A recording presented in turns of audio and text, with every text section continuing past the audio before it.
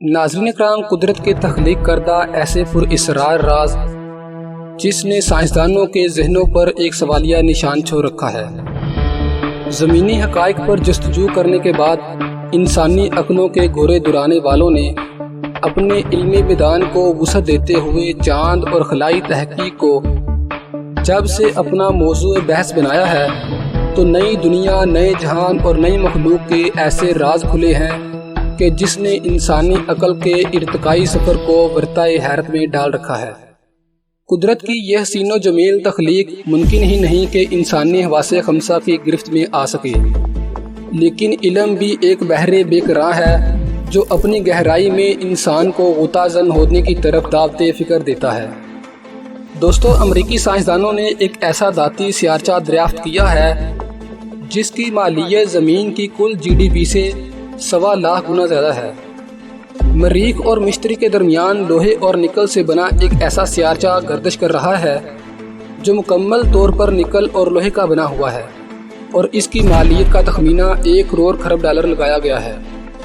یہ رقم اتنی بڑی ہے کہ اس کا تصور کرنا بھی مشکل ہے۔ بس اپنی آسانی کے لیے یہ سمجھ لیجئے کہ یہ دنیا کی کل سالانہ پیداوار GDP کا 1,25,000 گنا ہے۔ پلینٹری سائنس جرنل میں شائع ہونے والی ایک تحقیق کے مطابق 16 سائیکی نامی اس سیارچے کا قطر 225 کلومیٹر کے لگ بھگ ہے، یعنی تقریباً انڈیا کے بنگلور سے چنئی کے فاصلے کے برابر۔ اگرچہ سیارے چٹانوں یا برف پر مشتمل ہوتے ہیں، لیکن سائیکی اس لحاظ سے منفرد ہے کہ تقریباً مکمل طور پر دھاتی ہے۔ تحقیقی شریک مصنفہ ڈاکٹر ٹریسی بیکر نے اس بیان میں کہا ہے کہ ہم نے دھات سے بنے شہاب ثاقب دریافت کر رکھے ہیں، لیکن سائیکی اس لحاظ سے منفرد ہے کہ یہ سیارچہ مکمل طور پر لوہے اور نکل پر مشتمل ہے۔ ممکنہ طور پر یہ سیارہ بنتے بنتے رہ گیا، کیوں نہ کہ کوئی اور سیارچہ اس سے ٹکرا گیا۔ سائنسدانوں نے بالائے بنفشی شعاؤں یعنی الٹرا وائلٹ ریز کی مدد سے اس سیارچے کی ساخت کا مطالعہ کیا ہے۔ ہر عنصر یا مرکب خاص انداز سے روشنی جذب کرتا ہے، اس لیے خلائی اجسام سے آنے والی روشنی کا اسپیکٹرومیٹر کی مدد سے مشاہدہ کر کے یہ پتہ چلایا جا سکتا ہے کہ اس کی ساخت میں کون سے عناصر شامل ہیں۔ امریکی خلائی ادارہ ناسا ایک خلائی جہاز تیار کر رہا ہے جو سن 2022 میں اس سیارچے پر سفر کے لیے روانہ ہوگا۔ تاہم اس کا مقصد صرف اس سیارچے کا مطالعہ کرنا ہے۔ اس سیارچے کا زمین سے فاصلہ تقریباً 300 کروڑ کلومیٹر ہے، یعنی زمین اور سورج کے فاصلے کا 2 گنا۔ ناسا کا خلائی مشن 4 برس کے سفر کے بعد سائیکی تک پہنچے گا۔ اس خلائی جہاز پر کئی آلات نصب ہیں جو سیارچے کی خصوصیات، تشکیل اور مقناطیسیت کا مطالعہ کریں گے۔ دوستو، اس مشن کا مقصد یہ دیکھنا ہے کہ سیارے کیسے تشکیل پاتے ہیں۔ عام طور پر سیاروں کی وسط میں دھاتی مرکز ہوتا ہے۔ خود زمین کے بیچوں بیچ لوہے کا ایک گولا ہے جس کا قطر 1220 کلومیٹر ہے۔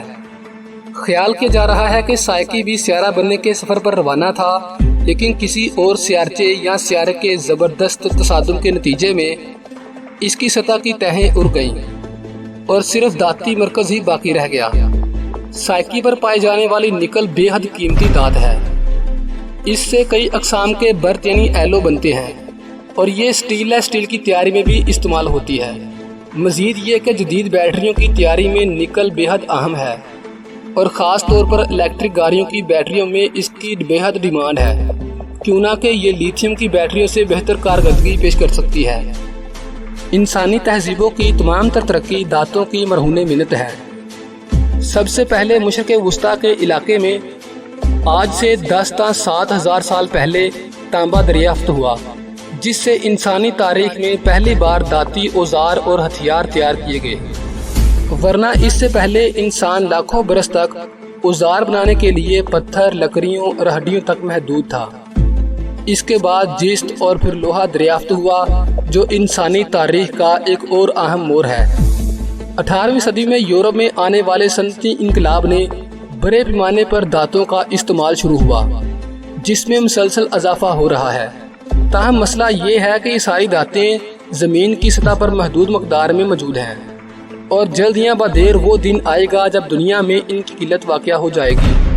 اس لیے ماہرین ایک عرصہ سے خلا میں کان کنی کے منصوبے بنا رہے ہیں، تاہم ایسا کرنا آسان نہیں ہے، کیونکہ فی الوقت خلا کا سفر بے حد مشکل، لمبا اور وقت طلب اور مہنگا بھی ہے۔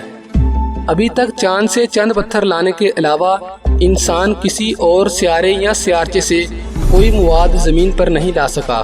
سوال یہ ہے کہ اگر مستقبل میں کسی ملک کے پاس سیارچوں پر کان کنی کی ٹیکنالوجی آ گئی تو ان معدنیات کا مالک کون ہوگا؟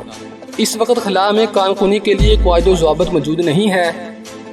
1967 میں آرٹیمس نامی ایک بین الاقوامی معاہدہ طے پایا تھا، جس کے تحت خلا اور خلائی اجسام ساری دنیا کی مشترکہ ملکیت ہیں۔ تاحال اس معاہدے پر امریکہ، برطانیہ، آسٹریلیا، کینیڈا، جاپان، لکسمبرگ اور عرب امارات نے دستخط کر رکھے ہیں۔ تاہم روس نے اسے یہ کہہ کر مسترد کر دیا ہے کہ اس کا جھکاؤ امریکہ کی جانب ہے۔ امریکی صدر ڈونلڈ ٹرمپ نے اسی سال اپریل میں ایک انتظامی حکم نامے پر دستخط کیے تھے، جس میں کہا گیا ہے کہ اگر امریکہ خلا میں تجارتی بنیادوں پر کان کنی کرتا ہے تو یہ قانونی ہوگی۔ ناسا پہلے ہی چاند پر کان کنی کرنے کی منصوبہ بندی کر رہا ہے، اور گزشتہ ہفتے چاند پر پانی کی موجودگی کی خبر نے اس منصوبے کو مزید تقویت بخشی ہے، کیونکہ اس طرح کسی مشن کو زمین سے پانی ساتھ لے جانے کی ضرورت نہیں رہے گی۔ دوستو، اس ویڈیو کے بارے میں اپنے خیالات کا اظہار کمنٹ سیکشن میں ضرور کریں۔ نیز ہمارے یوٹیوب کے اس منفرد چینل کھوج کی دنیا کو سبسکرائب کرتے ہوئے ساتھ موجود بیل کے آئیکن کو کلک کر دیں۔